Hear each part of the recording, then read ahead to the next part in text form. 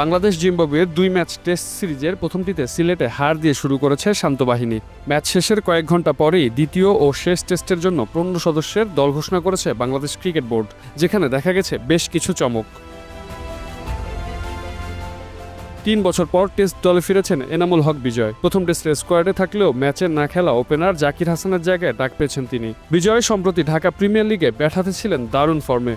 এছাড়া প্রথম শ্রেণীর ক্রিকেটে বাংলাদেশের প্রথম ব্যাটার হিসেবে 50টি সেঞ্চুরির কৃতিত্ব অর্জন করেছেন এই ব্যাটার। দলে আরেক নতুন মুখ বাঁহাতি স্পিনার তানভীর ইসলাম। এই তরুণ এখন পর্যন্ত জাতীয় দলে কেবল 4টি টি-20 খেলেছেন, তবে টেস্ট কিংবা ওয়ানডেতে এখনও তার অভিষেক হয়নি। পেসার নাহিদ রানা পাকিস্তান সুপার লিগে খেলতে যাওয়ায় তার পরিবর্তে তানভীরকে রাখা হয়েছে স্কোয়াডে। দ্বিতীয় টেস্টটি শুরু হবে আগামী 28 এপ্রিল। চট্টগ্রামে জহুর আহমেদ চৌধুরী স্টেডিয়ামে শুরু হবে এই ম্যাচ। সিরিজে সমতা ফেরাতে এই ম্যাচে ঘুরে দাঁড়াতে মরিয়া থাকবে বাংলাদেশ দল।